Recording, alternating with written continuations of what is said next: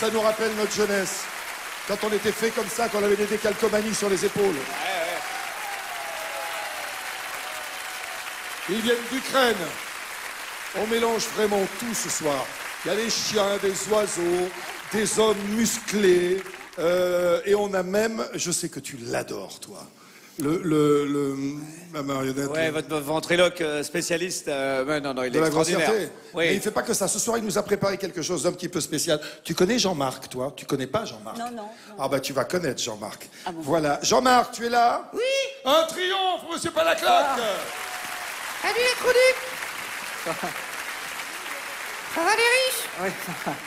Chaque fois, vous pouvez aller au théâtre. Ne restez pas devant la télé le samedi soir. Allez voir des spectacles. Non, mais c'est vrai, j'aime trop ça. Ou restez devant votre télé, mais restez-y l'été. Par exemple, quand il y a le Tour de France, ça vous permettra d'applaudir très fort et d'avoir des frissons, parce que quel spectacle tu nous as donné, mon petit Christophe. Je veux qu'on applaudisse très fort Christophe Lidlon. Le seul Français qui a gagné une étape sur ce Tour de France. Et alors, cette étape-là, la manière dont tu l'as gagnée, mais je pleurais devant ma télé tellement c'était beau. Tu t'es remis, la gloire est arrivée d'un seul coup. Ouais. La gloire, elle est bien arrivée. Après, cette étape, elle était magique pour moi. Il y avait un public incroyable. J'ai eu la chance d'être échappé et de la monter 2 fois. On était sur le 100e tour et j'ai gagné. C'était incroyable. C'était la manière dont tu as gagné était incroyable. Et puis surtout, ce qui m'a fait plaisir, parce que je te connaissais un petit peu d'avant, c'est la gentillesse. Les sportifs, il y en a plein qui s'appêtent quand même en ce moment. Hein. Et lui, il est d'une gentillesse incroyable. Et il est devenu d'un seul coup très populaire, à la fois par ta performance sportive et par ta gentillesse. Ça vient d'où? Ça vient de papa et maman, ça? Ouais, je pense, oui. Non, mais puis après, dans le vélo, on est un milieu simple aussi. On sait d'où on vient. Et c'est pas un métier facile. Et voilà, le vélo, on revient vite à la réalité. Si j'en fais plus pendant une semaine, c'est difficile. Donc voilà, non, on travaille beaucoup. Et après... dans la montée de l'Alpe, j'ai eu tellement de soutien du public incroyable. Et voilà, et je pense qu'ils y sont aussi pour beaucoup dans ma victoire, et c'est vraiment ce qui m'a aidé. Voilà. Comme si c'était lui qui pédalait, mais c'est toi qui pédalais. C'est moi qui ai pédalé, mais ils m'ont beaucoup aidé. Voilà. Et puis j'ai bien aimé le coucou à 2 petites filles, dont une est sûrement en train de nous regarder. J'espère bien. Qui s'appellent Emma et Lou. Voilà, Lou, elle est... Donc c'est mes 2 petites filles. Lou, elle a 20 mois, et Emma, elle a 5 ans. Et t'avais le nom sur toi. Voilà. T'as la chaîne avec le nom sur toi. C'est touchant, tu peux pas savoir. Ce gamin, il est formidable. Tu sais quoi?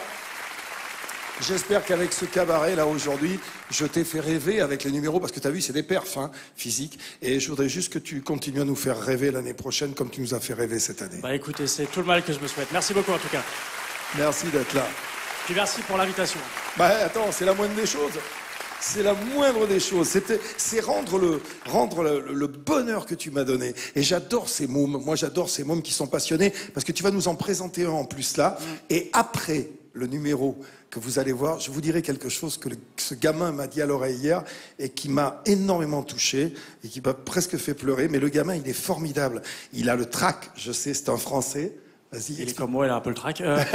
Donc c'est Éric Borner, ou Éric Bornet, je voudrais pas l'écorcher. C'est un Français et donc il fait de la magie, de la manipulation de cartes. Ouais, et enfin moi j'ai vu le numéro tout à l'heure, c'était assez incroyable et j'ai surtout adoré le final. Je pense qu'il y en aura un petit peu pour tout le monde. En dehors de ça, c'est comme toi, les cyclistes, les magiciens, tu sais, ils ont des grandes manches des fois pour cacher les trucs. Le gamin, il a le t-shirt ici, donc rien autour des bras. Et vous allez voir, on a souvent des Coréens, des Taïwanais qui font des numéros comme ça. Le gamin, il est à la hauteur de ces gens-là. Maintenant, j'ai mis bien la pression. C'est à toi, Éric.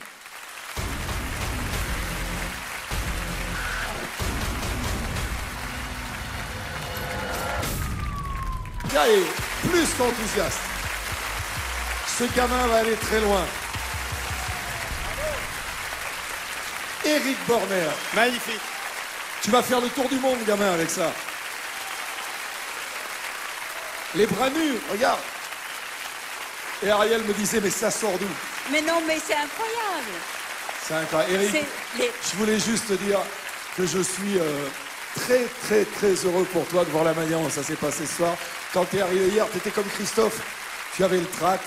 Je voudrais juste prendre 2 secondes. Tu sais à qui on va dédier le numéro, évidemment. Parce que quand tu es arrivé hier, tu m'as dit une chose qui m'a bouleversé, que j'ai trouvé tellement belle. Tu m'as dit, voilà, j'ai perdu mon frère dans un accident de voiture, et un jour je suis devenu magicien pour aller le chercher. Et j'ai trouvé ça tellement beau, tellement magnifique. Alors c'est pour lui.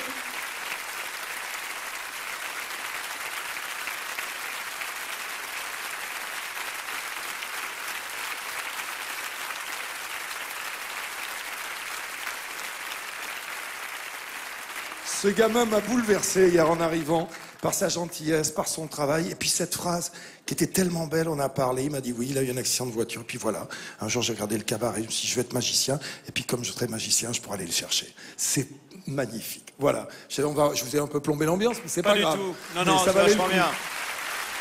Oh, c'est magnifique. Le boulot du mec pendant des heures et des heures et des heures.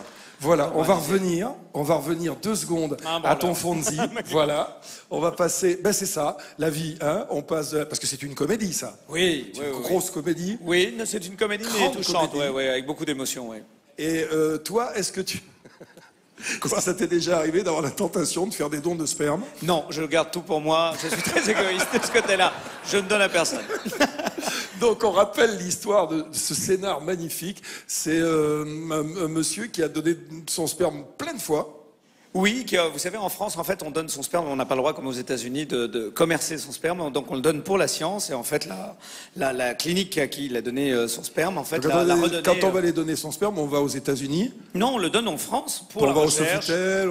Ah bah ça, c'est encore autre chose. On veut dire, si on est indépendant, on est voilà, on est à son compte ou on est vraiment pour le bien commun. Et en l'occurrence, voilà, il donne son sperme et puis il se retrouve à 42 ans avec quelqu'un qui vient lui dire, voilà, il y a 142 enfants qui sont des enfants de tout âge, enfin voilà, des filles, des garçons, et qui veulent connaître votre nom. Donc en fait, Fonzie, c'était le nom du donneur. Et comment tu t'appelles dans le film? Diego Costa. En fait, la famille Costa, voilà, on est poissonnier.